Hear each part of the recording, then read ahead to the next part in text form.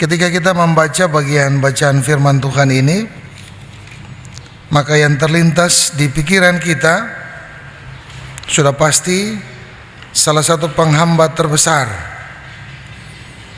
setiap orang untuk mendapatkan keselamatan adalah dosa. Apa itu dosa? Dosa itu adalah penyimpangan terhadap setiap kehendak Allah, penyelewengan setiap rencana Allah, bahkan pemberontakan terhadap Allah. Bapak dan Ibu saudaraku yang terkasih dalam Tuhan Yesus, di minggu sengsara Tuhan yang kelima, bacaan kita Yesaya 59 ayat 9 sampai ayat yang ke-19 menggambarkan cerita pengalaman iman ketika Tuhan bertindak bagi mereka yang melakukan dosa. Apa tindakan Tuhan? Kalau kita baca dengan cermat, kita akan temukan bahwa tindakan yang dilakukan oleh Tuhan yang pertama adalah menolong, menyelamatkan. Bersamaan dengan itu Tuhan juga memberikan hukuman. Jadi kalau orang berdosa, dia tidak mengakui dosanya, tidak bertobat, maka hukuman. Tapi kalau dia bertobat, berbalik kepada Tuhan, meminta pengampunan Tuhan, maka dia akan diselamatkan. Intinya di situ. Bapak dan Ibu saudaraku yang terkasih dalam Tuhan kita Yesus, pengakuan akan dosa dan menyesali dengan kesungguhan hati akan membuahkan yang namanya pengampunan. Sekali lagi saya ulangi, pengakuan atas dosa dan menyesalinya dengan kesungguhan hati akan membuahkan yang namanya pengampunan. Lalu kemudian melahirkan yang namanya keselamatan dari Allah. Artinya hanya orang yang mengaku dosa dengan sungguh dan tidak melakukan dosa itu, maka dia diampuni dan diselamatkan. Manusia, saudara dan saya, kita semua tidak bisa hidup tanpa Tuhan. Mungkin kita akan berpikir kita ada sampai dengan hari ini karena kekuatan kita. Mana Tuhan? Tuhan tidak ada. Ada sebagian orang yang berpikir demikian, bahwa semua yang dimiliki bukan karena Tuhan, semua yang dimiliki karena usaha dan kerja yang selama ini dilakukan. Orang jarang mengakui bahwa segala sesuatu yang terjadi karena Tuhan.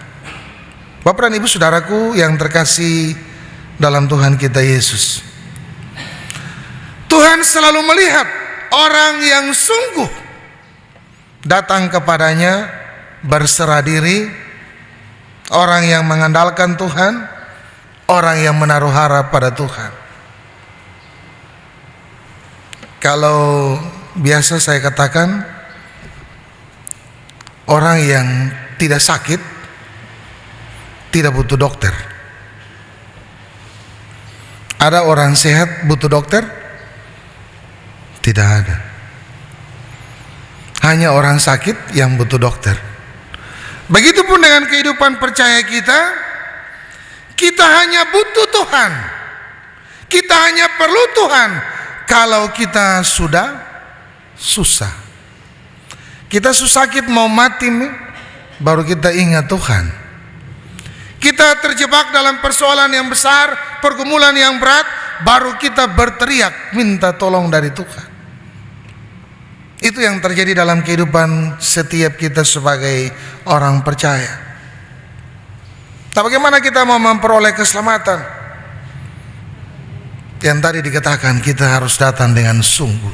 Sungguh-sungguh artinya tidak pura-pura. Karena mau ditolong maka kita datang untuk Tuhan. Tidak seperti itu.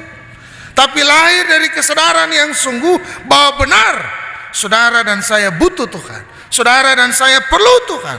Bukan ketika ada masalah, tapi setiap waktu. Seperti lagu di Kidung Jemaat. Kidung Jemaat nomor berapa? yang bilang, ya Tuhan, tiap jam ku memerlukan. Mestinya orang Kristen, saudara dan saya, butuh Tuhan di setiap waktu, bukan ketika ada persoalan baru kita datang untuk Tuhan. Bapak dan Ibu saudara yang terkasih dalam Tuhan kita Yesus, saudara dan saya sebagai orang Kristen harus membangun relasi yang intens, relasi yang terus menerus dengan Tuhan, hanya dengan berdoa. Doa adalah nafas hidup orang Kristen. Bapak Ibu, di atas mimbar ini saya pernah katakan, tahun 1998 Presiden Republik Indonesia Gus Dur katakan, dia tidak pernah takut dengan orang Kristen, tapi dia takut dengan doanya orang Kristen. Nah, bagaimana dengan kehidupan Bapak Ibu saudara dan saya yang adalah orang Kristen? Apakah kita berdoa dengan sungguh? Kita datang ke gereja hanya untuk mencari Tuhan, ataukah kita datang ke gereja supaya orang bilang kita rajin beribadah, supaya orang tahu bahwa kita orang Kristen? Mari kita tanyakan itu pada diri masing-masing kita. Bapak dan Ibu saudara yang terkasih dalam Tuhan Yesus, subtema kita, berdoalah supaya jangan jatuh ke dalam pencobaan. Berdoalah supaya kamu jangan jatuh ke dalam dosa. Membuat manusia hidup dalam dosa adalah pencobaan. Lalu kita katakan pencobaan itu datang dari Tuhan. Benarkah Tuhan mencobai kita? Bapak Ibu saudara, Tuhan tidak pernah mencobai kita. Yang coba adalah kita sendiri. Sudah tahu tidak boleh, tapi kita mau tes, bisa tidak. Kita mau uji, boleh tidak. Itu yang terjadi. Lalu kita salahkan Tuhan untuk setiap keputusan yang kita buat.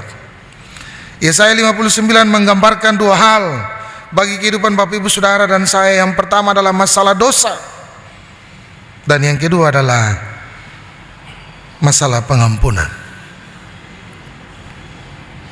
Ayat 9 sampai 11 dikatakan di sana bahwa kejahatan membuat doa itu tidak didengar. Bapak Ibu saudaraku yang terkasih dalam Tuhan Yesus, dalam pelayanan pastoral, saya sering temukan kenapa kita berdoa untuk orang ini susah sekali. Kita bikin pengampunan, minta pengampunan dari Tuhan, bikin penyelesaian. Rupa-rupanya ada dosa yang disembunyikan. Jadi berdoa sampai lutut tak kupas juga, kalau tidak bikin penyelesaian dengan Tuhan, maka doa itu tidak pernah akan dijawab oleh Tuhan. Salah satu penghambat doa adalah dosa. Dosa kepada Tuhan, tapi juga dosa kepada sesama kita, suami kita, istri kita, anak-anak kita, tetangga kita, sesama kita. Itu salah satu penghambat doa yang terbesar.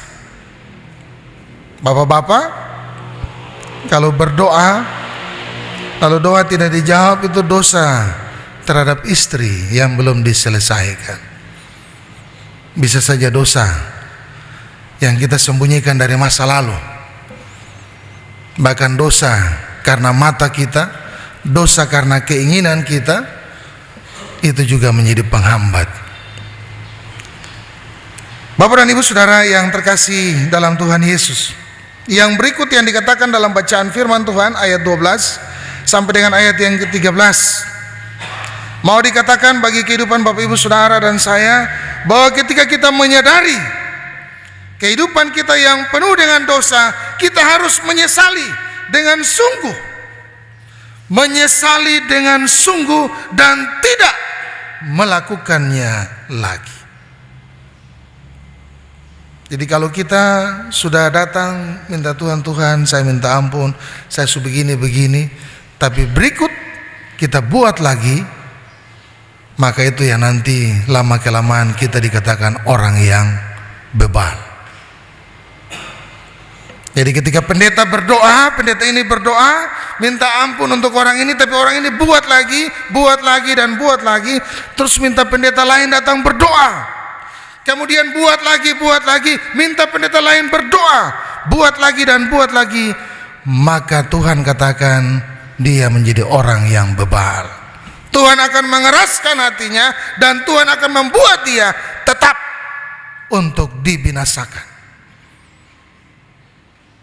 Bapak Ibu Saudaraku yang terkasih dalam Tuhan kita Yesus Kristus, jadi supaya kita tidak dibinasakan, kita tidak dimusnahkan dalam amarah dan murka Tuhan, maka yang harus kita lakukan adalah pertama, kita menyadari bahwa kita punya kelemahan.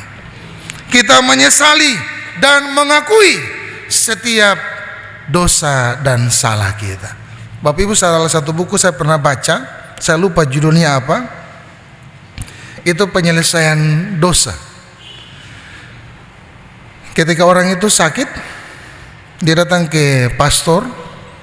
Pastor bilang, kamu harus menyelesaikan persoalan dengan temanmu. Tapi teman itu sudah lama pindah.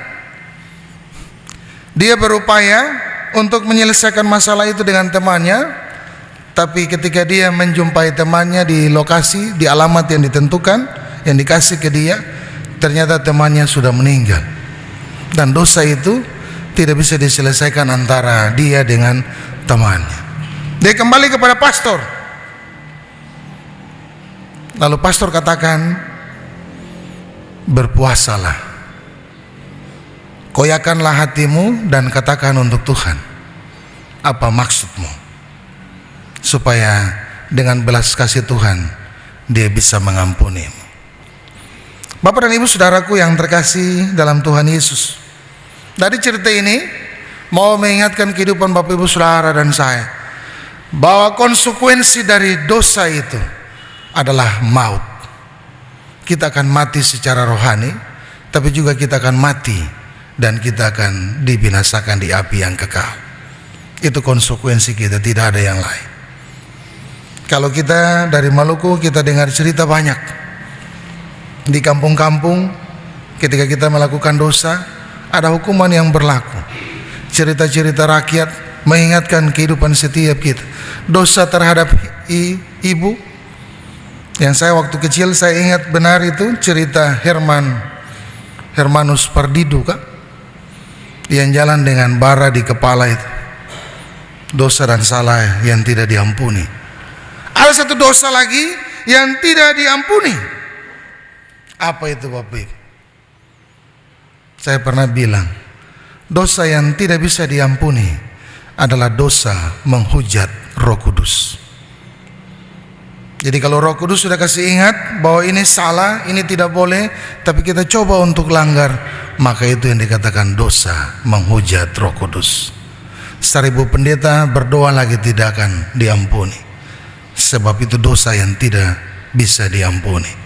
Bapak dan Ibu Saudara yang terkasih dalam Tuhan Yesus, yang berikut poin yang keempat, ayat 14 sampai 19, mau mengingatkan kehidupan setiap Bapak Ibu Saudara dan saya. Kejahatan akan melenyapkan hukum, melenyapkan keadilan, melenyapkan kebenaran. Kalau kita berkompromi, kita bertoleransi dengan yang namanya dosa, maka kebenaran itu tidak akan pernah ada di antara kehidupan kita. Yang kaya tetap kaya, yang miskin tetap miskin, yang benar tetap benar, yang salah tetap salah. Maka apa yang harus kita lakukan? Yang harus kita lakukan adalah menjauhi yang namanya kejahatan, baik dalam pikiran, dalam hati, dalam perkataan, tapi juga dalam perbuatan. Kalau kita adalah orang-orang yang sudah menyadari, mengakui dan menyesali dosa, maka kita akan menjauhi yang namanya kejahatan. Ayat 16 sampai ayat yang ke-19 dikatakan di sana, Bapak dan Ibu Saudaraku yang terkasih, Tuhan akan datang menolong, Tuhan akan datang menyelamatkan, tapi juga Tuhan memberi hukuman bagi mereka yang tidak mau bertobat, bagi mereka yang tidak mau mengakui semua kesalahan. Pembalasan bukan hak manusia, tapi pembalasan itu hak Tuhan. Bapak dan Ibu Saudara yang terkasih dalam Tuhan Yesus, di minggu sengsara Tuhan yang kelima, kita diingatkan untuk terus membangun relasi yang intens dengan Tuhan dalam doa. Kita tidak boleh menjadi orang Kristen yang malas berdoa. Firman Tuhan hendak menyatakan kepada saudara dan saya bahwa Allah itu tidak pernah berubah. Allah yang dari dahulu yang kita kenal dalam cerita-cerita di Alkitab, Allah yang sama yang terus berkarya hingga hari ini. Allah itu juga mempunyai rancangan bagi kehidupan setiap Bapak Ibu Saudara dan saya. Dosa harus kita sesali. Bukan dosa harus ditutupi, tapi dosa harus disesali dan dijauhi. Allah Maha tahu, ada yang tersembunyi atau tidak di hadapan Tuhan, tidak ada yang dapat disembunyikan. Jangan biarkan murka Allah terjadi, datang dalam pengakuan dan penyesalan kepada Allah, maka Dia akan mengampuni. Hidup ini penuh dengan cobaan. Kita mudah jatuh dalam pencobaan karena keinginan daging kita. Tapi ingat, Yakobus 5 ayat 16 katakan, teruslah berdoa, teruslah menyampaikan semua yang kita alami, semua yang kita pikirkan, semua yang kita rasakan, kita sampaikan kepada Tuhan. Sebab doa orang benar sangat besar kuasanya. Bapak dan Ibu Saudara yang terkasih di dalam Tuhan kita Yesus, ketika kita ada di minggu sengsara Tuhan yang kelima, firman Tuhan ini mau mengetuk pintu hati batin kita untuk kita kembali mengingat siapa kita, menyadari diri kita, berbalik kepada Tuhan. Tuhan Yesus yang punya firman ini memberkati kita dengan firman-Nya. Amin.